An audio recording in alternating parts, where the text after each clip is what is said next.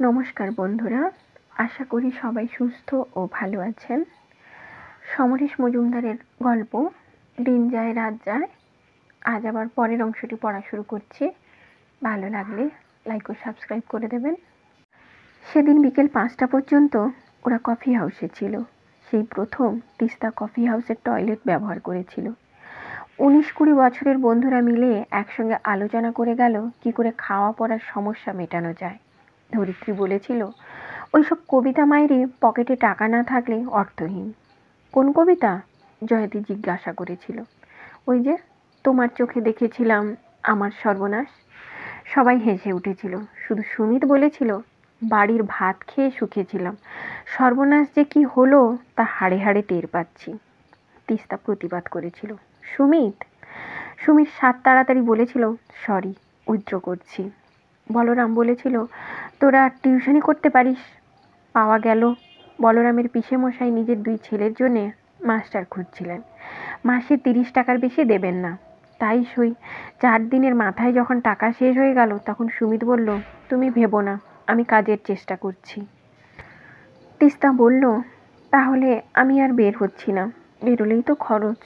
ঠিক আছে, আমি তোমার খাবার নিয়ে ফিরব। সকালে ঘুম থেকে উঠতেই সুমিত বেরিয়ে যায়। তিস্তা যায় বাড়িওয়ালার ছেলেদের পড়াতে, কারণ সেখানে 1 কাপ চা মেলে। তারপর সারাদিন শুয়ে বসে থাকা। তিস্তা ভাবে মাইনে পেলে একটা স্টোভ কিনবে, জনতা স্টোভ। তাতে কিছু অন্তত ফুটিয়ে নেওয়া যাবে। সারাটা দিন কেটে যায়। রাত 10টা নাগাদ সুমিত ফের হাতে 1 ভাঁড় তরকারি আর 3টে রুটি নিয়ে। না, কোনো কাজের খবর সে পায়নি। অনেক ঘুরেছে, কেউ কেউ আশা দেখিয়েছে। সুমিত জানায় সে খেয়ে এসেছে। 3টে রুটি মুখে দিতে কষ্ট হয় তিস্তার। যদি সুমিত না খেয়ে আসে, তাকে সাদাসাদি করে একটা রুটি অন্তত খেতে। কোনোদিন খায়, কোনোদিন খায় না সুমিত। 2টো রুটি আর তরকারিকে অমৃত বলে মনে হয় তিস্তার। জল খেয়ে সুমিতের বুকে মাথা রেখে শুয়ে মনে হয়, স্বর্গ যদি কোথাও থাকে তো সেটা এখানে। ভালোবাসার জন্যে 1 লক্ষ মাইল হেঁটে যেতে পারি। 1 কোটি পদ্মের দিঘি ছেড়ে ভালোবাসার জন্যে এতটুকু ঘাস ফুল বুকে তুলে নিতে পারি। ভালোবাসা, তুমি আমায় রাজদ্রোহী করেছ। আমার ভাঙা দাওয়া আর রাজপ্রাসাদের কোনো ফারাক নেই। সারাদিন না খাওয়া আর রাত্রে 2টো বা 3টে রুটি আর তরকারি খেয়ে বেঁচে থাকতে যে কষ্ট, তা তিস্তার মনে একটুও রেখাপাত করছিল না। প্রতিদিন সে সুমিতকে খুঁটিয়ে জিজ্ঞাসা করে কিভাবে তার দিন কাটলো, কি খেলো। শোনে, রোজই কোনো না কোনো বন্ধু পেট ভরে তাকে খাইয়েছে। মাস 2 বাদে একটা লোভনীয় চাকরি পাওয়া যাবে। কিছু টাকা সে ধার করেছে বন্ধুদের কাছে, মাইনে পেলেই শোধ করে দেবে। মাসের মাঝামাঝি আরও 2টো টিউশনি পেল তিস্তা। সব মিলিয়ে মাসে 130 টাকা রোজগার। ওর মনে হতে লাগলো অনেক টাকা। সারাদিন খিদে চেপে চেপে একসময় খাওয়ার ইচ্ছেটাই কমে যেতে লাগলো। মাস শেষ হলে স্টোভ কেনা, নিত্য বাজার করা ছাড়া কফি হাউস এবং কলেজে ফিরে যাওয়া সম্ভব হবে, এবং চিন্তায় বিভোর হয়ে থাকতো সে। ওর যে ওজন কমছে, শরীর রোগা হচ্ছে, এ ব্যাপারে একটুও খেয়াল ছিল না তিস্তার। এর মধ্যে জয়তী একদিন এলো দেখা করতে। এসে অবাক হয়ে বলল, এ কি চেহারা হয়েছে তোর? কেন, খারাপ লাগছে? কি রোগা হয়ে গেছিস, খাওয়া দাওয়া করিস না? বাহ, করবো না কেন? বাড়িতে রান্না করিস? সামনের মাস থেকে করব। শোন তিস্তা, তোর বাবাকে সব জানিয়ে চিঠি লেখ। কেন? সুমিতের মায়ের ইচ্ছে, তোর বাবা যদি ওকে এসে বলেন এই বিয়ে মেনে নিয়েছেন, তাহলে তোকে ঘরের বউ করে নিতে কোনো আপত্তি ওর নেই। এখন যে অবস্থায় কাটাচ্ছিস তার চেয়ে চিঠি লেখা ঢের ভালো। আমি লিখলেই বাবা শুনবেন কেন? শুনবেন, তুই ওর মেয়ে। বাবারা চিরকাল মেয়েদের সবচাইতে বেশি ভালোবাসে। না, আমি লিখবো না, মরে গেলেও না। কেন? আমি বাবার অবাধ্য হয়েছি, আমার ওই চিঠি লেখার মুখ নেই। তাহলে কি করবি? যা করছি, এ মাসটা কষ্ট করি। ঠিক আছে, যদি টিউশনিও করবি তাহলে ভালো টিউশনি কর। কোথায় পাবো? দাঁড়া, আমাদের ক্লাসের লক্ষ্মী আগরওয়ালা বলেছিল ওর খুড়তুতো বোনকে পড়ানোর জন্য ইংলিশ মিডিয়ামের মেয়ে ওরা খুঁজছে। কালই ওর সঙ্গে কথা বলে দেখি। জয়তী বলেছিল। 2 দিন বাদে সুমিত এসে খবর দিয়েছিল কফি হাউসে ওর জয়তীর সঙ্গে দেখা হয়েছে। জয়তী বলেছে তিস্তা যেন সামনের মাসের 1 তারিখে বাড়িতে গিয়ে দেখা করে। 1 ভদ্রলোকের 1 মেয়েকে পড়াতে হবে। মাসে 200 টাকা পাবে, সপ্তাহে 3 দিন। কেঁদে ফেলেছিল তিস্তা। 200 টাকা মাসে 12 দিন, তার মানে সে হেসে খেলে 350 টাকা রোজগার করতে পারবে। সেটা হলে আর কোনো সমস্যা থাকবে না। একটা স্টোভ, থালা বাসন, কেটলি, কাপ ডিশ আর খাট এবং আলনা কিনলে আপাতত সমস্যার সমাধান হয়ে যাবে। মাসে 100 টাকা ভাড়া দিতে হবে অবশ্য। প্রথম 3-4 মাস একটু কষ্ট হবে, কিন্তু তারপর তো আর নয়। সুমিত নিশ্চয়ই এর মধ্যে একটা চাকরি ঠিক পেয়ে যাবে। কি অদ্ভুত নিশ্চয়তাবোধ তিস্তাকে আচ্ছন্ন করে রাখল। মাসের শেষ দিকে তিস্তার একটু জ্বর হলো, সেই সঙ্গে পেটে ব্যথা। সুমিত কি ছোট্ট সমস্যার কথা বলেনি সে। বেচারা বাড়ি ফিরেই গম্ভীর হয়ে থাকে। প্রথম সে জিজ্ঞাসা করত, ওই রুটি তরকারি সুমিত কিনেছে কি করে। ধার করা টাকায় কিনেছে শুনে খারাপ লাগতো। প্রায় মনে করিয়ে দিত যেন এই কারণে সুমিত বেশি ধার না করে। এখন আর প্রশ্ন করে না। মনে মনে ঠিক করে নিয়েছে, যতই ধার করুক, রুটি তরকারির জন্য কত আর খরচ হয়, মাইনে পেলে একটু একটু করে ধার শোধ করে দেবে। কিন্তু জ্বর বাড়তে লাগলো। 3য় দিনে পড়াতে যেতে পারল না সে। সুমিত বেরিয়ে গেছে রোজকার মতো চাকরির ধান্দায়। পেটের অসহ্য যন্ত্রণা হচ্ছে, মুখে কোনো স্বাদ নেই, উঠে দাঁড়ালেই মাথা ঘুরে যাচ্ছে। দুপুরে বলরামের পিসিমা খোঁজ নিতে এলেন। তিস্তার অবস্থা দেখে চমকে উঠলেন মহিলা। তিস্তা প্রচণ্ড চেষ্টা করেও নিজেকে সামলাতে পারছে না। মনে হচ্ছে শরীর নিংড়ে নিচ্ছে কেউ। ভদ্রমহিলা তাড়াতাড়ি পাড়ার ডাক্তারকে ডেকে আনলেন। ডাক্তার পরীক্ষা করে বললেন, মনে হচ্ছে জন্ডিস হয়েছে, খুব খারাপ ধরনের জন্ডিস, সেই সঙ্গে পেটে আলসার হতে পারে। এখনই হাসপাতালে ভর্তি করা দরকার। বলরামের পিসিমা ঘরোয়া ধরনের মহিলা। ডাক্তারকে ফি দিয়ে বিদায় করে আরেক ভাড়াটেকে ব্যাপারটা বললেন। তার ফলে বিকেল নাগাদ তিস্তা আরজিকর হসপিটালের জেনারেল বেডে শুতে পারল। সুমিত সেদিনও ফিরেছিল রাত 10টায়, আলু পটলের তরকারি আর রুটি নিয়ে। খবরটা পেয়ে ঘাবড়ে গিয়েছিল। অত রাত্রে হাসপাতালে গিয়ে কোনো লাভ নেই জেনে তিস্তার ডায়েরি হাতড়ে ছিল। সেখানে তিস্তার কানপুরের ঠিকানা পেয়ে পরের দিন সকাল হতে টেলিগ্রাম করেছিল, daughter seriously ill, admitted in RG Kar, come sharp. হাসপাতালের বিছানায় শুয়ে কিছুই টের পায়নি তিস্তা। কখন তাকে পেইং বেড থেকে কেবিনে নিয়ে যাওয়া হয়েছে তা সে টের পায়নি। যখন কথা বলার অবস্থায় এলো, তখন বাবা চোখের সামনে, মা বাবার পাশে, পেছনে সুমিত দাঁড়িয়ে। কেঁদে ফেলেছিল তিস্তা। চোখের কোণ বেয়ে জল গড়িয়ে এসেছিল। ওর বাবার হাত এগিয়ে এসেছিল। মেয়ের ডান হাত আঁকড়ে ধরে ভদ্রলোক বিড়বিড় করেছিলেন, কেন এমন করলি, কেন?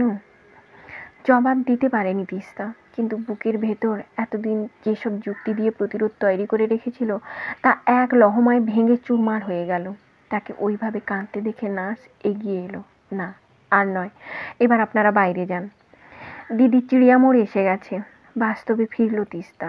চারপাশে আলো জ্বলছে, রিক্সার হর্ন বাজছে এলোমেলো। ব্যারাকপুরের চিড়িয়ামোড়ে ট্যাক্সি এসে দাঁড়িয়েছে। সামনের লোক দুটো টাকা দিয়ে নেমে গেল নিঃশব্দে। তিস্তা ব্যাগ খুলল। বুড়ো সর্দারজি জিজ্ঞাসা করলো, আপনি কতদূর যাবেন এখান থেকে? নোনা চন্দন পুকুর। বেশি ভেতরে না হলে আমি পৌঁছে দিয়ে আসছি। না না, আমি রিক্সা নিয়ে চলে যাব। অনেক ধন্যবাদ আপনাকে। কত দিতে হবে? পেছনের সিট থেকে মিটার দেখতে পাচ্ছিল না তিস্তা। 30 দিন। কি বলছেন, মাত্র 60 টাকা উঠেছে? না দিদি, 3, 30, 90 পেলে মিটারে অনেক বেশি আমি পেয়ে যাব। আপনি 30ই দিন। টাকাটা দিয়ে তিস্তা বলল, আপনি অদ্ভুত মানুষ। বুড়ো সর্দারজি হাসলো। আমি নিজের ক্ষতি করিনি কিন্তু। রিকশায় বসেও লোকটাকে ভুলতে পারছিল না তিস্তা। নিজের ক্ষতি না করেও কেউ তো অন্যের উপকার করে না। রেল লাইনের পাশ ধরে সিনেমা হাউসের সামনে দিয়ে লেভেল ক্রসিংয়ের কাছে পৌঁছে দেখল সেটা খোলা। ট্রেন চলাচল স্বাভাবিক থাকলে এখানে প্রায়ই জ্যাম হয়, অর্থাৎ এখনও ট্রেন চলাচল শুরু হয়নি। আনন্দপুরীর পাশ দিয়ে খানিকটা এগোতেই ক্ষীরোদ চক্রবর্তীর বাড়ি। তার ভাইপো অসীম তাদের বাড়িওয়ালা। অসীমের স্ত্রী দাঁড়িয়েছিলেন বারান্দায়। তিস্তাকে নামতে দেখে জিজ্ঞাসা করলেন, আপনি কিসে এলেন ভাই? শুনলাম ট্রেনে খুব গোলমাল হয়েছে। ভাড়া মিটিয়ে কাছে এসে তিস্তা বলল, হ্যাঁ। দেখুন তো কি হবে। কেন? 7টার মধ্যে বাড়ি ফিরবে বলেছিল, একটা নেমন্তন্ন রাখতে যেতে হবে। আপনি কি করে এলেন? ভদ্রমহিলা খুবই উদ্বিগ্ন। আমি একটা গাড়ি পেয়ে গেলাম। তিস্তা ঠোঁট কামড়ালো। ব্যথাটা আবার জাগিয়ে উঠেছে। কোমর থেকে তলপেটে নেমে যাচ্ছে পেঁচিয়ে। অসীমবাবুর স্ত্রী চমকে উঠলেন, কি হয়েছে আপনার? অনেক কষ্টে ভদ্রমহিলার সাহায্য নিয়ে তালা খুলে বাড়িতে ঢুকেছিল তিস্তা। আলো জ্বেলে বিছানায় শুইয়ে দিয়ে মিসেস চক্রবর্তী জিজ্ঞাসা করেছিলেন, কখন থেকে এমন ব্যথা হচ্ছে? একটু আগে প্রথম টের পেলাম। যন্ত্রণাটাকে সামলাতে চেষ্টা করছিল তিস্তা। আপনি এই অবস্থায় বেরিয়েছেন কেন? অবস্থা? না, এখনো অনেক দেরি আছে। একবার ডক্টর মল্লিককে যদি ফোন করা যেত। আমি বুঝতে পারছি আপনার খুব অসুবিধে হচ্ছে, তিস্তা হাঁপাতে হাঁপাতে বলেছিল। কাউকে বিব্রত করতে তার কখনোই ভালো লাগে না। মিসেস চক্রবর্তী তাড়াতাড়ি চলে গেলেন। বিছানায় শুয়ে অরিত্রর কথা মনে হলো তিস্তার। অরিত্র যদি পাশে থাকতো। আকাশবাণীতে একটা খবর দিতে বলবে, কিন্তু ব্যথাটা একটু একটু করে কমে এলো একসময়। কপালের ঘামও শুকিয়েছে। ধীরে ধীরে কাঠ থেকে নেমে দাঁড়ালো সে। সামান্য মাথা ঘোরা ছাড়া আর তেমন কোনো অসুবিধে নেই। ঈশ্বর এ যাত্রায় বাঁচিয়ে দিলেন। মিসেস চক্রবর্তী ফিরে এসে বললেন, আরে উঠছেন কেন? লজ্জিত হাসি হাসল তিস্তা। ঠিক আছে এখন। ডাক্তার মল্লিক আসছেন। ও, তিস্তার মনে হলো না বলেই ভালো হতো। ট্যাক্সি ভাড়ার পর আরও কিছু বাড়তি টাকা যাবে। এখন তো অসুবিধে নেই। আপনার সাহস আছে। কেন? এই স্টেজেও একা আছেন, অফিস করছেন। মিসেস চক্রবর্তী বললেন, আমি আকাশবাণীতেও টেলিফোন করে দিয়েছি। ও ছিল? হ্যাঁ, বললেন কাজ শেষ করেই চলে আসছেন। আপনি বরং একটু বিশ্রাম নিন, আমি চা পাঠিয়ে দিচ্ছি। না না, আমার এখন ভালোই লাগছে। আপনি পারবেন? নিশ্চয়ই। তখন আপনার মুখের যা অবস্থা হয়েছিল। আচ্ছা, ডক্টর মল্লিক এসে দেখুন আপনাকে, তারপর যা ইচ্ছে তাই করবেন। ভদ্রমহিলা চলে গেলেন। একই বাড়ি হলেও ভাড়াটে হিসেবে তাদের যাওয়া আসা এবং অন্যান্য স্বাধীনতা সম্পূর্ণ আছে। ভদ্রমহিলার সঙ্গে এতদিন শুধুই ভালোই সম্পর্ক ছিল। হৃদ্যতা গড়ে ওঠার অবকাশ বা বাসনা কোনোটাই হয়নি। আজ এমনভাবে ওকে এগিয়ে আসতে দেখে ভালো লাগার সঙ্গে অস্বস্তিও কম হচ্ছিল না। বাথরুম হলো এমন একটা জায়গা যেখানে শারীরিক দুর্ঘটনার 60% ঘটে থাকে। শোয়ার ঘরের মতো বাথরুমকে ছিমছাম রাখার দিকে ঝোঁক তিস্তার অনেক দিনের। অরিত্র ঠাট্টা করে বাতিক বলে। নতুন সাবান ব্যবহার করে অরিত্র মোড়কটাকে মেজেই ফেলে রেখে গেছে। হেঁট হয়ে সেটাকে তুলতে গিয়েও নিজেকে সামলে নিল তিস্তা। পায়ে করে সরিয়ে দিল একপাশে। ডাক্তার মল্লিক এসে পড়লেন একটু বাদেই। মিসেস চক্রবর্তী তার সঙ্গে। তিস্তাকে দেখেই ভদ্রলোক বললেন, কি হলো? এমন জরুরি হুমকি? হঠাৎ একটা ব্যথা। তিস্তা অপরাধীর হাসি হাসল। কখন থেকে? প্রথম টের পাওয়ার সময়টা বলল তিস্তা। ডাক্তার মল্লিক ওকে বিছানায় শুইয়ে নানা রকম পরীক্ষা করলেন। তারপর বললেন, এখনো মাস দুয়েক বাকি। অনেক সময় টেনশনে এমনটা হতে পারে। একবার যখন হয়েছে তখন আর আপনি বাইরে বের হবেন না। ব্যথাটা যদি রিপিট করে সোজা আমার নার্সিংহোমে চলে আসবেন। আমি ওষুধ দিয়ে দিচ্ছি। প্যাড বের করলেন ভদ্রলোক। তিস্তা সেদিকে তাকালো। ভয়ের কিছু নেই তো? না মা, এখনো পর্যন্ত সব ঠিকঠাক আছে। ডাক্তারবাবু, আমি কোনো ঝুঁকিই নিতে চাই না, কিন্তু পরেও তো অনেক ছুটি লাগবে। 3 মাসের বেশি তো পাবো না। ডাক্তার মুখ তুললেন। এখন ঝুঁকি নিলে সেটায় দুটো প্রাণের ভালো মন্দ জড়ানো থাকবে। পরে সেটা হবে আপনার একার। সিজার না হলে মাসখানেক বাদে অফিস যেতে দিতে পারি। ওরা চলে গেলে প্রেসক্রিপশনের কাগজটা হাতে নিয়ে বসে থাকলো তিস্তা। আজ বাড়িতে এসে কাজের মেয়েটাকে দেখতে পায়নি। 9টায় ওষুধের দোকান বন্ধ হয় এখানে। অরিত্র যদি তার মধ্যে না আসে, তাহলে অন্তত আজকের রাত্রের জন্য এই কাগজটার কোনো মূল্য থাকবে না। তিস্তা কেঁদে ফেলল এবং তখনই দরজায় শব্দ হলো। নিজেকে ঠিক করতে যেটুকু সময়, তাতেই গলা পেল। বৌদি! তিস্তা চোখ মুখ তাকালো। বাড়িওয়ালার কাজের মেয়েটি দাঁড়িয়ে। দিন। কি? মা বলল ওষুধ এনে দিতে হবে। ও, তিস্তা হেসে ফেলল। পৃথিবী এখনো হঠাৎ হঠাৎ ভালো হয়ে ওঠে। তোমাদের বাবু এসেছেন? না। টাকা নিয়ে ওষুধ আনতে চলে গেল মেয়েটি। মিস্টার চক্রবর্তীর বাড়ি ফেরার তাড়া ছিল, তবু তিনি ফিরতে পারেননি। অরিত্র ফিরবে কি করে? সে যদি ট্যাক্সিটাকে না পেত, যদি সর্দারজি রাজি না হতো, ভাবতেই গা কেমন করে উঠল।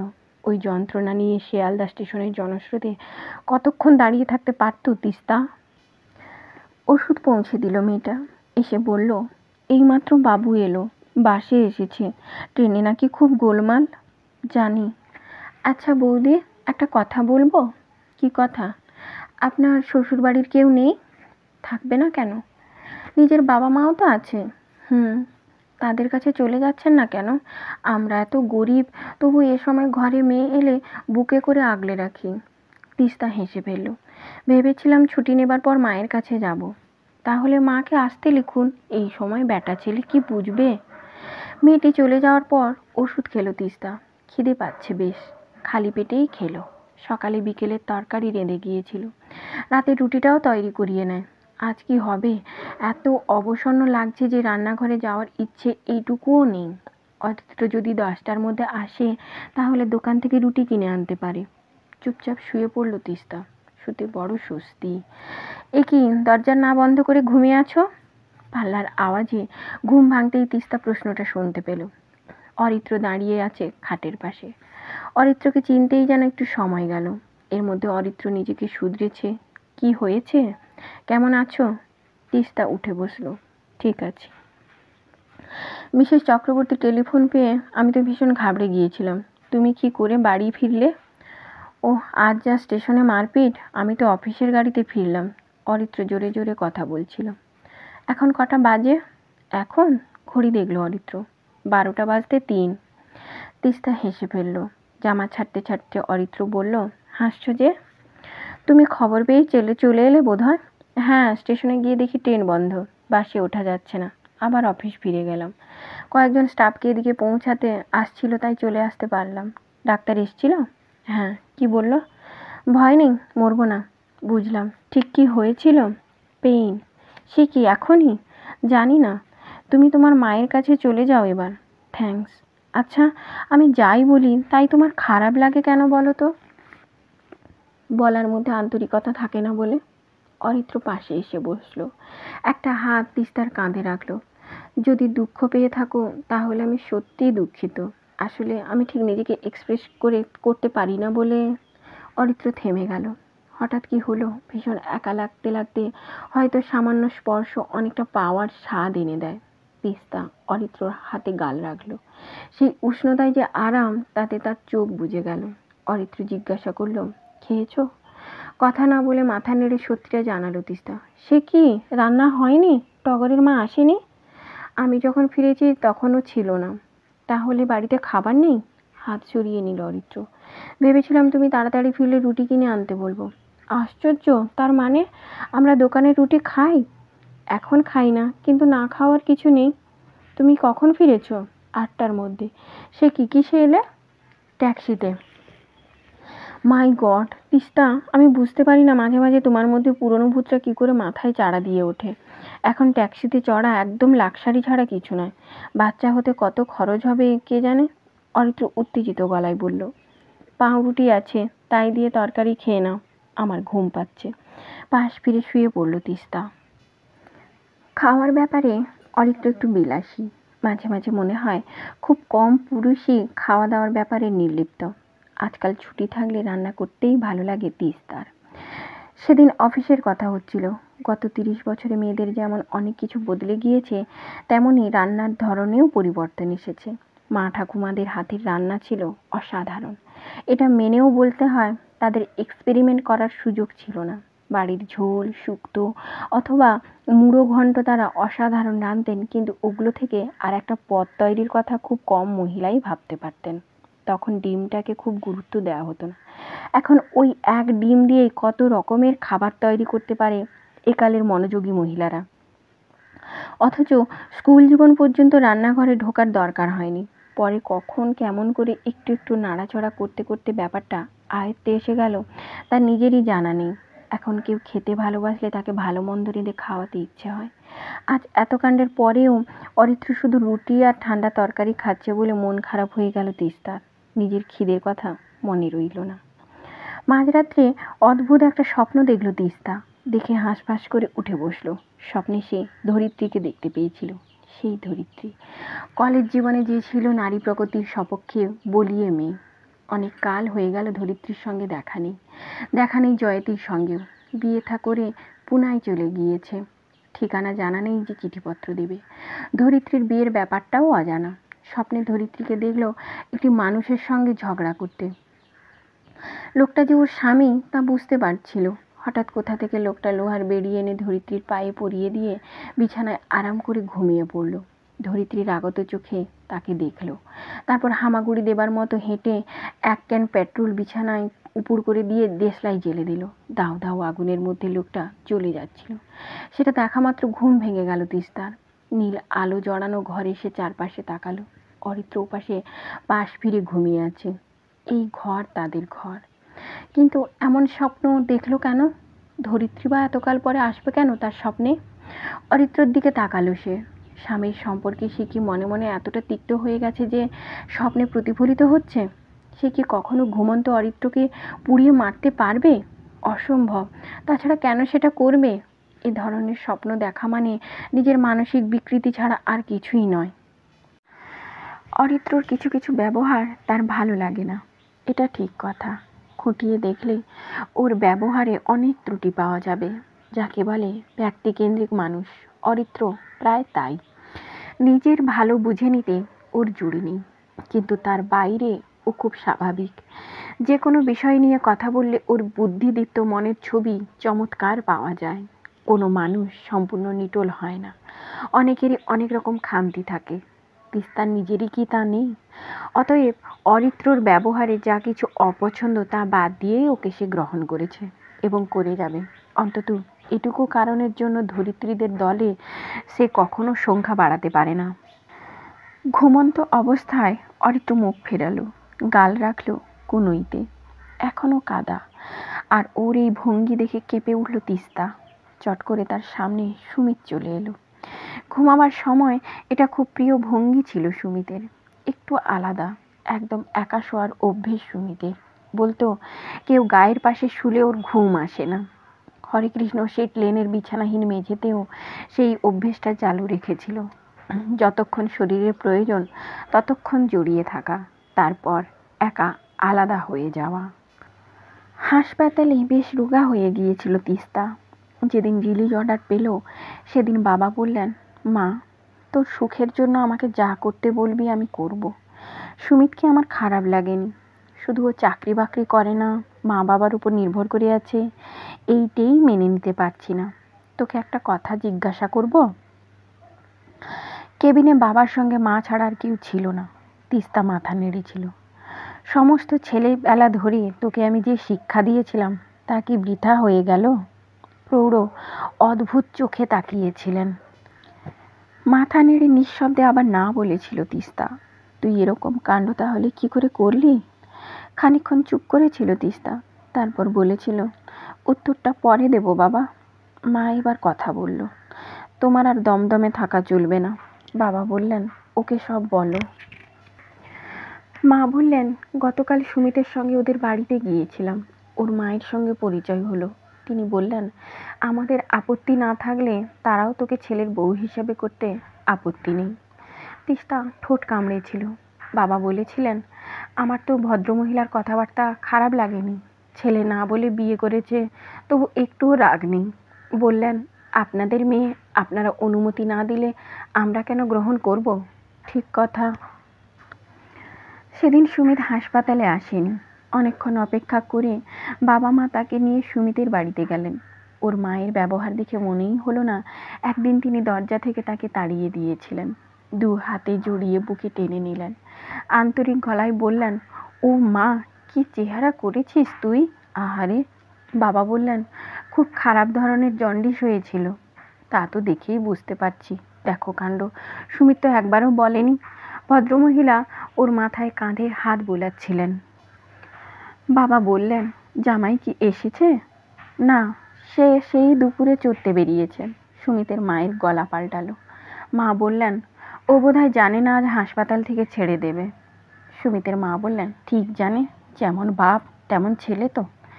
বাবা বললেন, হ্যাঁ, বেআই মশাইয়ের সঙ্গে আলাপ হলো না? কি জানি কোথায় গেছে।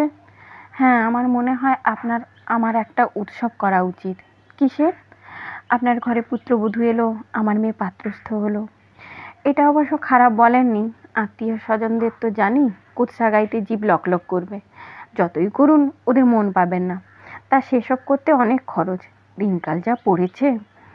আমি তৈরি আছি। তাছাড়া আপনি যদি ছেলের জন্যে, একটা কুটোও নয়, ওই অপদার্থ ছেলেকে কিচ্ছু দেবেন না।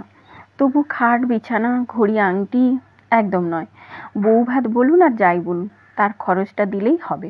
সেটা কত? এই রে, এখনই কি করে বলি? আমার এক ভাই আছে, এসব করাই সে ওস্তাদ। তার সঙ্গে কথা বলে বলবো। আপনি মানে আপনারা কোথায় উঠেছেন? মা বললেন, আমার বোনের বাড়ি নাকতলায়। বাবা বললেন, আমার রিটায়ারমেন্টের বেশি দেরি নেই। সঞ্চয়ের চেষ্টা তো কখনো করিনি, তবু কলকাতার 2 প্রান্তে 2 টুকরো জমি কিনে রেখেছিলাম। কোথায়? একটা বেলেঘাটায় আর একটা শ্যামনগরে। বাড়ি করবেন? সেই রকমই ইচ্ছে। গিন্নির ইচ্ছে শ্যামনগরেই বাড়ি করি। বেলেঘাটা বড্ড ঘিঞ্জি এলাকা, মানুষের ভিড়। আসলে এতকাল ফাঁকায় থেকে অভ্যেস তো। তা ভালো, আপনি কালকে যোগাযোগ করুন, আমি এর মধ্যে ভাইয়ের সঙ্গে কথা বলে রাখব। আপনি নিশ্চিন্ত থাকুন, আপনার মেয়েকে আমি প্রথম দিনেই মেয়ে বলে ডেকেছি। ও আমার মেয়ে। খুশি হয়ে বাবা মা চলে যাওয়ার পর হঠাৎ কান্না পেয়েছিল তিস্তার। শাশুড়ি বলেছিলেন, ও মা, এতকাল স্বামীর সঙ্গে কাটিয়ে এখন কান্না কেন? শোনো মেয়ে, তোমাকে একটা কথা বলি। তোমার স্বামীকে আমি পছন্দ করি না। ওর বাপও যেমন, ও তেমন। তুমি যদি আমার মেয়ে হিসেবে এ বাড়িতে থাকতে পারো, তাহলে আমি তোমাকে মাথায় করে রাখবো। বুঝেছ? কথাটার মানে কি বুঝতে পারেনি তিস্তা। অনেকদিন বাদে হাসপাতালের বিছানার বাইরে অনেকক্ষণ একা বসে থাকতে থাকতে সে ক্লান্ত হয়ে পড়েছিল। তাই নিষ্কৃতি পেতেই মাথা নেড়ে হ্যাঁ বলেছিল। শাশুড়ি এতে খুশি হলেন খুব। জড়িয়ে ধরে তাকে নিয়ে এলেন সুমিতের ঘরে। বললেন, এই ঘর তোমার ঘর। তুমি যদি আমার মন বুঝে চলো, তাহলে কোনো কাজ করতে হবে না তোমাকে। হরে কৃষ্ণ শেট লেনে রাখা তার জিনিসপত্রকে এ ঘরে দেখতে পেল তিস্তা। শাশুড়ি চলে যাওয়ার পর সে চেয়ারে বসেছিল। সুমিতকে দেখতে খুব ইচ্ছে করছিল তার। এই সময় একটু মহিলা ঘরে এলো। বছর 35-এর কালো, খুব স্বাস্থ্যবতী চেহারার মহিলাটি যে কাজের মেয়ে তা বুঝতে পারল তিস্তা। মহিলার হাতে একটা থালা, তাতে সুজি এবং রসগোল্লা। মহিলা বলল, আমার নাম মঙ্গলা। তুমি তো মাস্টারনি থেকে বউ হয়ে এলে বাড়িতে। 2 মাস ছিলাম না বলে দেখনি। আমি গিন্নিমার খাস লোক, বুঝলে? তিস্তা মাথা নেড়েছিল। মঙ্গলা থালাটা একটা টেবিলে রেখে বলেছিল, অমন লক্কা পায়রাকে মন দিলে কি করে বউ? মানে? ছোটবাবুর কথা বলছি। তিস্তা জবাব দিতে পারল না। মঙ্গলা হাসল। বাবু যে বাবু, তিনিও কাল রাত্রে বললেন, মঙ্গলা, ও ছোঁড়াও সুন্দরী বউ পেয়ে গেল। আমাদের দেশটার কি অবস্থা হলো রে? তিস্তা অবাক। এ কথা বললেন কেন? আর কেন, বুড়োর সারা জীবনের শখ তোমার মতো ফর্সা সুন্দরী বউয়ের। নাও, খেয়ে নাও। আমার হয়েছে মরণ, সব দিক সামলাতে হয়। তুমি এখানে অনেক দিন আছো? তা 8 বছর। আমার আগে ছিল গণেশের মা। 8 বছর ধরে এ বাড়ির হাল ধরে আছি আমি। জয়নগরে বাড়ি, জমি জমা, ছেলে মেয়ে সব সেখানে। তুমি এখানে পড়ে আছো কেন? ও মা, এ কি কথা? পড়ে আছি কি গো? না থাকলে এ বাড়ি অচল। থাকো কদিন, বুঝতে পারবে। জুতো সেলাই থেকে চণ্ডীপাঠ সব করতে হয়। হ্যাঁ, তোমার বর যদি খারাপ ব্যবহার করে আমাকে বলো, আমি এমন দাওয়াই দেব যে ঠিক হয়ে যাবে। তোমার কথা সুমিত শোনে 100 বার। এই 8 বছরে মাত্র একদিন আমার সঙ্গে দেখা করেনি। একদিন? হ্যাঁ, যেদিন তোমরা ঘর ভাড়া নিতে গিয়েছিলে। তাছাড়া রোজ সকালে আসতো, খেত, ঘুমাতো, রাত্রে খাওয়া খেয়ে পয়সা নিয়ে চলে যেত তোমার ওখানে শুতে। কি? হতবম্ব হয়ে গিয়েছিল তিস্তা। ও মা, তুমি জানো না? সুমিত রোজ এখানে আসতো? হ্যাঁ, আমি স্নান করিয়ে না দিলে বাবুর মন ভরে না। ও এখানে স্নান করতো? হ্যাঁ। তিস্তার মাথা ঘুরতে লাগলো। সুমিত রোজ সকালে স্নান সেরে বেরিয়ে যেত চাকরির সন্ধানে। ওর মনে হলো মঙ্গলা মিথ্যে বলছে, কিন্তু নিজেকে সামনে নিল সে। বলল, ওর মা ওকে পছন্দ করেন না। তা করবেন কেন? সুমিত যে ওর সঙ্গে ঝগড়া করে। কেন করে? পয়সা কড়ির জন্যে। মায়ের দুর্বলতা তো জানে। কি সেটা? না বাবা, প্রথম দিনই সব জেনে যাবে তা হবে না। জানলে গিন্নি আমাকে ছেড়ে দেবে না। এই যে আমি লাঠি ঘোরাই, সেটা গিন্নি হতে দিচ্ছে যে কারণে, সেটা তোমাকে বলবো কেন এত শিগগির? গিন্নির 2 চোখের বিষ ওর স্বামী, তাকে ঠান্ডা করতে হয় আমাকে। বিষ নেই, শুধু কুলোপনার চক্কর। আর সেটা করি বলে গিন্নি আমাকে তোয়াজ করে। তা তোমাকে বলি নতুন বউ, এ বাড়িতে যদি থাকতে চাও তো গিন্নির মন জয় করো। সুমিতকে পাত্তা দিও না। ও আমার স্বামী, ওকে আমি ভালোবাসি। তাহলে মরেছ। হঠাৎ বাইরে থেকে সুমিতের মায়ের গলা পাওয়া গেল। চিৎকার করে তিনি মঙ্গলাকে ডাকছেন। মঙ্গলা বলল, অশান্ত হয়েছে, যাই খেয়ে নাও। খাওয়ার ইচ্ছে ছিল না বিন্দুমাত্র। হাসপাতাল থেকে যে ডায়েট চার্ট দিয়েছিল তাতে ঘিয়ে ভাজা সুজি নেই। তাছাড়া সে ভাবতেই পারছিল না সুমিত রোজ সারাদিন এ বাড়িতে আরাম করে গিয়েছে আর সে হরেকৃষ্ণ সেট লেনে না খেয়ে থেকেছে। তার মনে হচ্ছিল মঙ্গলা মিথ্যে বলেছে। এই যৌবনবতী এবং অসুন্দরী দাসীটির মতলব ভালো নয় বলে মনে হচ্ছিল তার। এমন সময় বাইরে পুরুষ কণ্ঠ শোনা গেল। আমার পুত্রবধূ, অথচ আমি দেখব না? তোর গিন্নিমা ভেবেছে কি? মঙ্গলার গলা কানে এলো। ভদ্রভাবে কথা বলবে, শিক্ষিত মেয়ে। আমি অশিক্ষিত নাকি? I am a lawyer. তারপর দরজায় সুমিতের বাবাকে দেখতে পেল তিস্তা। রোগা লুঙ্গি আর গেঞ্জি পরা একটি মানুষ অদ্ভুত চোখে তাকিয়ে আছেন। মঙ্গলা বলল, তোমার শ্বশুর মশাই। তিস্তা উঠল, এগিয়ে গিয়ে প্রণাম করল। ভদ্রলোক বললেন, এই যে দেবী। সুমিতের বউ। মঙ্গলা বলল, হতে পারে, কিন্তু আমার কাছে দেবী। হোল লাইফ, বুঝলে বৌমা, আমি তোমার মতো একটি মেয়েকে স্বপ্নে দেখে এসেছি। আমি পাইনি, কিন্তু আমার ছেলে পেল। That's my satisfaction. এবার ঘরে যেতে হবে, বৌমা বিশ্রাম নেবে। মঙ্গলা হাত ধরে টানল। না, আমি যাব না। তাহলে কিন্তু আমি ঘুম পাড়িয়ে দেব না। চোখ রাঙালো মঙ্গলা। তৎক্ষণাৎ একেবারে যন্ত্রের মতো ফিরে গেলেন সুমিতের বাবা। তিস্তা চুপচাপ তাকিয়েছিল। ভদ্রলোক অ্যাবনর্মাল, কিন্তু তাই যদি হয় তাহলে তিনি কোর্টে যান কি করে? পৃথিবীর যেসব শ্বশুর বৌমাকে দেখে সবার সামনে বলে তোমার মতো একজনকে চেয়েছি এবং পাইনি, তাদের মস্তিষ্ক সম্পর্কে সন্দেহ হবেই। কিন্তু এটা পরিষ্কার, ভদ্রলোকের ওপর মঙ্গলার প্রভাব প্রচণ্ড। মঙ্গলা ওকে ঘুম পাড়িয়ে দেয়? কি কাণ্ড! সুমিত এসেছিল 9:15 নাগাদ। কফি হাউস বন্ধ হলে। ততক্ষণ ওই ঘরে একদম একা ছিল তিস্তা। কিছু করার নেই বলে সুমিতের বইপত্র উল্টাচ্ছিল। সেই সময় অদ্ভুত কিছু দেখতে পায়নি, কিন্তু একটা আবিষ্কার করেছিল। সুমিতের একটি বাঁধানো খাতা আছে, তাতে ইংরেজি ভাষায় প্রকাশিত মেজর গল্প উপন্যাসের সম্পর্কে প্রকাশিত সমালোচনাগুলো সারাংশ লেখা আছে সযত্নে। কোনোটা উপন্যাসের পেছন কভারে ছাপা সারমর্ম। অর্থাৎ সুমিত এইসব লেখা পড়েছে বলে যে দাবি করে তা ঠিক নয়। এই লেখাগুলোর উপর যে সমালোচনা ওর চোখে পড়েছে তাই সংগ্রহ করে নিজের পাণ্ডিত্য জারি করে। ব্যাপারটায় এক ধরনের তঞ্চকতা থাকলেও তিস্তার মনে হলো এটুকু করতেও তো বেশ উদ্যমের দরকার হয়। কজন ছেলে বা মেয়ে এতটা পরিশ্রম করে? এই ঘরে একটাও ইংরেজি বই নেই। রাত্রে সুমিত ঘরে ঢুকে হাসল। দেবী সস্থানে এলেন? হঠাৎ খুব অভিমান হলো তিস্তার। সে মুখ ফিরিয়ে নিল। কি হলো?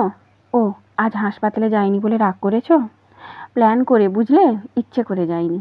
তোমার বাবা যাতে একা নিজের মেয়েকে আমার মায়ের হাতে তুলে দেন তাই সরে থেকেছি। আমি সামনে থাকলে মা বিগড়ে যেতে পারত। জড়িয়ে ধরতে চাইল সুমিত। না, ছোঁবে না তুমি। ত্রস্তে সরে গিয়েছিল তিস্তা। কেন? আমার অপরাধ? তুমি আমাকে ঠকিয়েছ। আমি? তোমাকে? এর মধ্যেই? যা তা বলছো। তুমি রোজ চাকরি খোঁজার কথা বলে এ বাড়িতে দুবেলা এসে খাওনি, এখানে স্নান করনি, দুপুরে ঘুমাওনি, কফি হাউসে আড্ডা মারোনি, বাড়ি থেকে টাকা নিয়ে আমার জন্য রুটি তরকারি কিনে এমন ভাব দেখিয়েছ কত ক্লান্ত। জিজ্ঞাসা করলে বলেছ বন্ধু বান্ধবরা খাইয়েছে তোমাকে, বলনি? প্রথমটায় অবাক হলেও পরের দিকে অদ্ভুত শান্ত মুখে হাসতে লাগলো সুমিত। তিস্তা থামলে বলল, মিথ্যে কথা বলেছি বলতে পারো, কিন্তু ঠকাইনি। মিথ্যে যুধিষ্ঠিরও বলেছিল। ওই দুটো জিনিস এক নয়। তুমি এমন করতে পারলে কেন? অন্যায় কি আছে? আমি সব কিছু ছেড়ে না খেয়ে ওখানে পড়েছিলাম, কারণ আমরা, দেখো, যতক্ষণ তুমি না জেনেছ যে আমি বাড়িতে খেয়েছি ততক্ষণ তোমার মনে হয়েছে আমিও স্ট্রাগল করেছি। হয়েছে তো, নাও ফরগেট ইট। কিন্তু কথা হলো, এ বাড়িতে ঢোকা মাত্র এসব কথা তোমার কানে কে দিল? মাতৃদেবী। তাতে তোমার দরকার কি? হঠাৎ বাঁ হাতের উল্টো পিঠ দিয়ে সজোরে চড় মারল সুমিত তিস্তার গালে। এ বাড়িতে আমার সঙ্গে ওই ভঙ্গিতে কথা বলবে না। তিস্তা পাথর হয়ে গেল। সেই প্রথম কেউ তাকে শরীরে আঘাত করলো। আজন্ম এমন অভিজ্ঞতা ছিল না তার।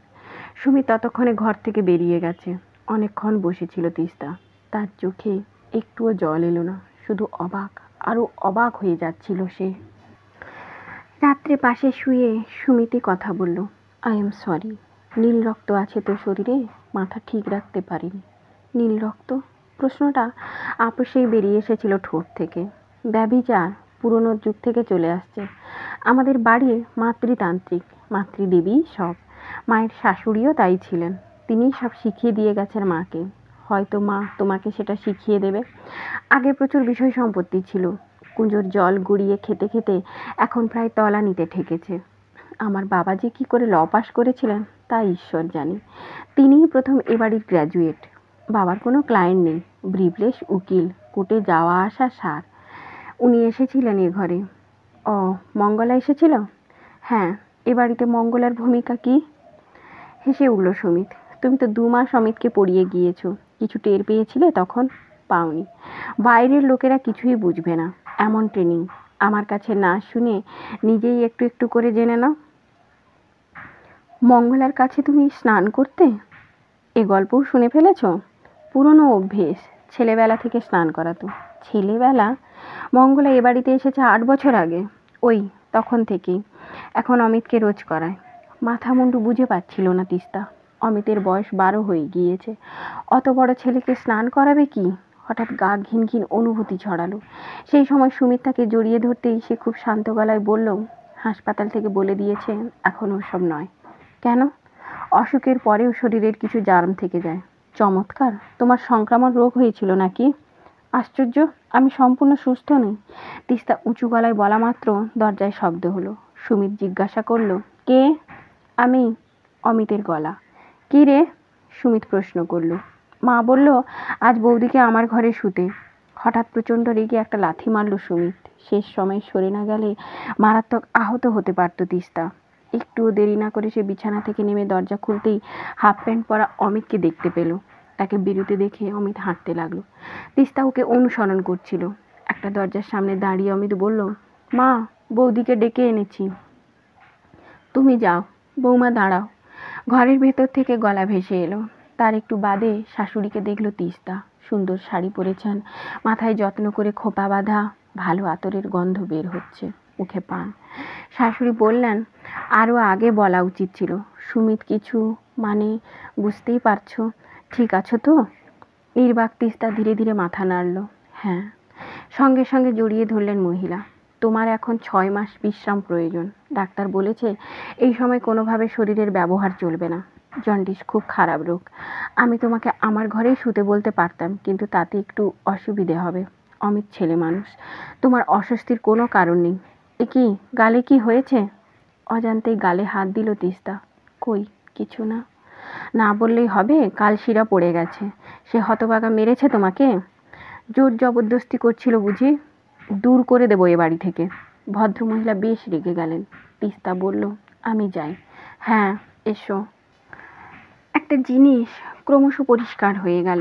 সুমিত বাড়িতে থাকলে শাশুড়ি তার সঙ্গে খুব খারাপ ব্যবহার করেন, কিন্তু সে বাইরে গেলেই কত প্রাণের কথা। বিকেলে কুলপি মালায় আনিয়ে নিজের হাতে খাওয়ানো। তার এক কথা, শরীরটাকে একটু ভারী করো। ভারী শরীর না হলে সন্তান বসবে কি করে? এ বাড়িতে কথাবার্তায় অদ্ভুত এক ধরনের অশ্লীলতার ফোড়ন সবসময় যেন মিশে থাকে। তিস্তা ভদ্রমহিলাকে বুঝতে পারছিল না। এই গায়ে হাত দিয়ে আদর করছেন, আবার সুমিত এলে দাঁত খিঁচোচ্ছেন। সারাদিনে সুমিতের জন্য বরাদ্দ 5 টাকা। সেটা দিয়ে বারংবার তিস্তাকে কথা শোনান। তার মতে অমিতের মতো ছেলে হয় না। সুমিত আর অমিত ভাই হলেও স্বভাবে একদম বিপরীত। অমিত অনেক ছটপটে, কথা বলে মনে যা আসে। চেহারায় দুজন দুই মেরুর। অমিত ফর্সা, মায়ের গড়ন পেয়েছে। রাত্রে ওর ঘরে তিস্তার জন্য আর একটা খাট দেওয়া হয়েছে। নিজের খাটে শুয়ে অমিত বলে, দাদা তোমাকে খুব বিরক্ত করে না বৌদি? কই না তো। বাহ, তাহলে মা তোমাকে এ ঘরে শুতে বলবে কেন? কি জানি। তুমি ওসব জানো, আমাকে বলছো না। বাবা মাকে বিরক্ত করতে বলে মঙ্গলা মাসির ঘরে পাঠিয়ে দেওয়া হয়েছে। তাই নাকি? তুমি একা স্নান করতে পারো না অমিত? খুব পারি, কিন্তু মঙ্গলা মাসি আমাকে স্নান করিয়ে দেবেই। মঙ্গলা মাসি তো মাঝে মাঝে দাদাকেও স্নান করাতো। এখন মা পছন্দ করে না বলে 11 দিন দেয়। তিস্তার ইচ্ছে হচ্ছিল জিজ্ঞাসা করতে সেই স্নানের বৈশিষ্ট্য কী, কিন্তু তার জিভ প্রশ্নটা উচ্চারণ করতে পারল না। 1 মাস পরে আবার কলেজে যেতে পারল তিস্তা। এই 3 মাসে ঘটনা বলতে যা ঘটেছে তা আপাত চোখে তেমন অস্বাভাবিক নয়। তাদের বিয়েকে সামাজিক চেহারা দেবার জন্যে একটা উৎসবের ব্যবস্থা করা হয়েছিল। প্রায় 700 লোক এসে খেয়ে গেছে। এদের অধিকাংশই সুমিতের আত্মীয়। পুরো খরচটাই তিস্তার বাবার পকেট থেকে হয়েছে। খাট, আলমারি থেকে যাবতীয় আসবাব, কাপড় চোপড় তিস্তার বাবা পাঠিয়ে দিয়েছেন এ বাড়িতে। তিস্তা সুমিতের সঙ্গে কথা বলতে পারে সকালে, দুপুরে, রাত গভীর না হওয়া পর্যন্ত। মাঝে মাঝে সুমিত 2-3 দিনের জন্য বাইরে যায়, আর ওর মা তিস্তার সঙ্গে দেবীর মতো ব্যবহার করেন। এরকম একদিনে ওকে নিয়ে বিশ্বরূপায় থিয়েটার দেখে এসেছেন এক সন্ধ্যায়। ছেলের উপর মহিলার এত রাগের কারণ তিস্তা এখনো বুঝতে পারেনি।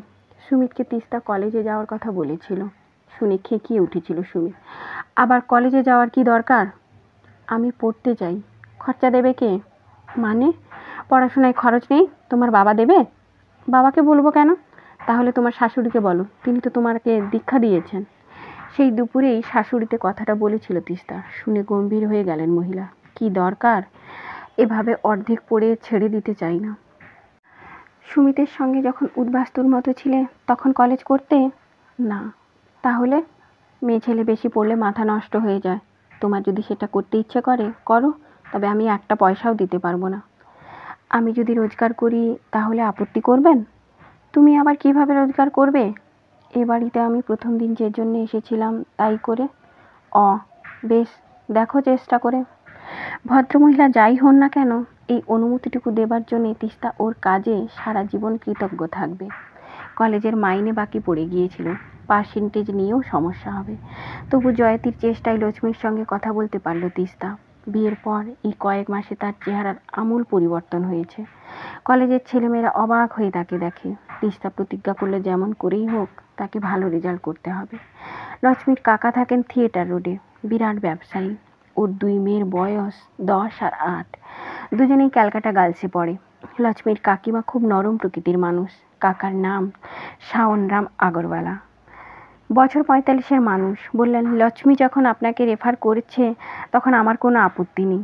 3 জনকে পড়াতে আপনাকে কত দিতে হবে? 3 জন? 2 মেয়ে আর ওদের মা। মাকে ইংরেজি বলতে শেখাতে হবে। আপনি যা ভালো বুঝবেন। আপনি ম্যারিড? হ্যাঁ। মাসে 700 দেব। যদি মেয়েরা অ্যাভাব 60% পায় তাহলে মাথা পিছু 50 করে ইনক্রিমেন্ট চলবে? তিস্তার মনে হয়েছিল অঙ্কটা আশাতিরিক্ত। সকালে পড়াশোনা, 10টায় কলেজ করে 4টের মধ্যে থিয়েটার রোডে যায় তিস্তা সপ্তাহে 4 দিন। 3 দিন মেয়েদের জন্যে, 1 দিন ওদের মায়ের প্রয়োজনে। সেখান থেকে 6:30টায় বেরিয়ে বাড়ি পৌঁছাতে 7টা পার হয়ে যায়। মিসেস আগরওয়ালা ওই সময় একা ছাড়েন না। ওদের গাড়ি তাকে ধর্মতলা নিয়ে এসে ট্রাম ধরিয়ে দেয়। মাড়োয়ারি বাড়ির রান্না মন্দ লাগে না ওর। একটু ঘনিষ্ঠতা বাড়তে ভদ্রমহিলার অনেক কষ্টের কথা জেনে ফেলল তিস্তা। এই এত বড় ফ্ল্যাট, এত টাকা পয়সা, ঘরে ঘরে টিভি, একাধিক গাড়ি সত্ত্বেও ভদ্রমহিলার স্বামীর মন জয় করতে পারেনি। শাওনরামজি কর্তব্য করতে ভুল করেন না, কিন্তু বাইরের জীবনে স্ত্রীকে কিছুতেই নিয়ে যাবেন না। তার স্ত্রী নাকি অভিজাত সম্প্রদায়ের সামনে কথা বলার উপযুক্ত নয়। স্ত্রীর সঙ্গে ওর কোনো ঝগড়াঝাটি নেই, কিন্তু বাইরের ভদ্রলোকের প্রচুর বান্ধবী আছে। তারা একজন ডানাকাটা আধুনিকা। শাওনরামজির মোটা খরচ হয় তাদের পেছনে। একদিন ওর ব্যাগে মেয়েরা সেসব মহিলার ছবি দেখেছিল। শাওনরামজি ঠাট্টা করে মেয়েদের ছবিগুলো দেখিয়ে বলেছেন, এদের মধ্যে যে কেউ তোমাদের মা হতে পারত।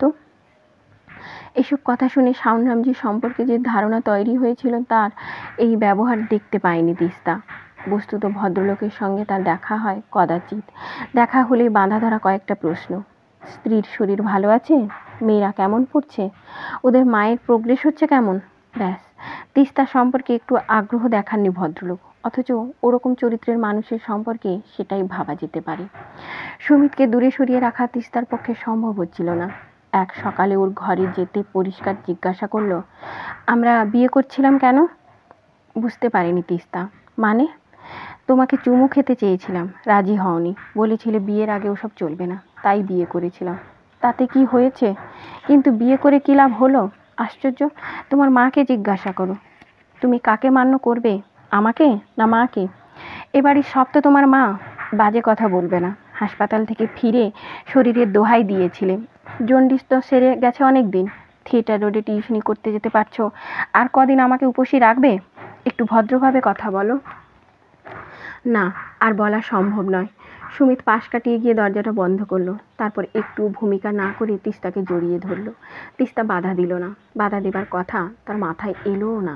সে পুতুলের মতো সুমিতের ইচ্ছের কাছে নিজেকে সমর্পণ করলো। ক্ষুধার্ত কুকুর যেমন গোগ্রাসে এঁটো কাঁটা খেয়ে নেয়, তেমনই সুমিতের আচরণ ছিল। এক সময় সে শান্ত হতে তিস্তা জিজ্ঞাসা করলো, আর কিছু বলার আছে? না। দরজা খুলে দাও। ওটা তুমি বন্ধ করেছো, তুমিই খুলবে। মানে? আমি যা বলেছি তা বুঝতে অসুবিধা হবার কথা নয়। তোমার ভাবভঙ্গি দেখে মনে হচ্ছে আমি তোমাকে রেপ করলাম। জবাব দিল না তিস্তা। সুমিত কয়েক মুহূর্ত অস্বস্তিতে থেকে উঠে দরজা খুলল। তিস্তা আর দাঁড়ালো না। নিজের ঘরে পৌঁছানো না পর্যন্ত সে কাঁদতেও পারছিল না। প্রথম মাইনে শাওনরামজি নিজে হাতে দেননি, স্ত্রীকে খামটা দিয়ে গিয়েছিলেন। মিসেস আগরওয়ালা সেটা দিতে তিস্তা লক্ষ্য করেছিল খামের মুখ বন্ধ। আচমকা একটা সন্দেহ হলো। খাম বন্ধ করে টাকা দেবার উদ্দেশ্য কি? টাকার সঙ্গে অন্য কোনো প্রস্তাব আছে নাকি? মিসেস আগরওয়ালার সামনেই খামটা ছেড়েছিল তিস্তা। ভিতর থেকে টাকা বের হলো, শুধুই টাকা। আর নিজের সন্দেহের জন্যে লজ্জিত হলো সে। তার মনে হলো আগে হলে সে সন্দেহ করার কথা ভাবতই না। এই কয়েক মাস তার মনের গঠন একদম পাল্টে দিয়েছে। সুমিতকে সে ভালোবেসে বিয়ে করেছিল। এখন সেই ভালোবাসা কতটুকু বেঁচে আছে? সেই টান অথবা উন্মাদনা যে ভালোবাসা মাটিতে কাগজ পেতে শোয়ার কষ্টকে উপেক্ষা করার শক্তি যোগায়, সেটা কোথাও উধাও হয়ে গেল এই কয় মাসে। সুমিতকে এখন অপরিণত মনস্ক মানুষ ছাড়া কিছুই মনে হয় না। ওর বাড়িতে থাকতে হবে তাকে, বাবা মায়ের জন্য থাকতে হবে। হাসপাতালে বাবা যে প্রশ্নটা তাকে করেছিলেন তার জবাব নইলে এখনই দিয়ে দেওয়া হবে। মাইনের টাকায় নিজের প্রয়োজনীয় খরচটুকু বাদ দিয়ে সবার জন্য কিছু না কিছু উপহার কিনে ফেলল তিস্তা।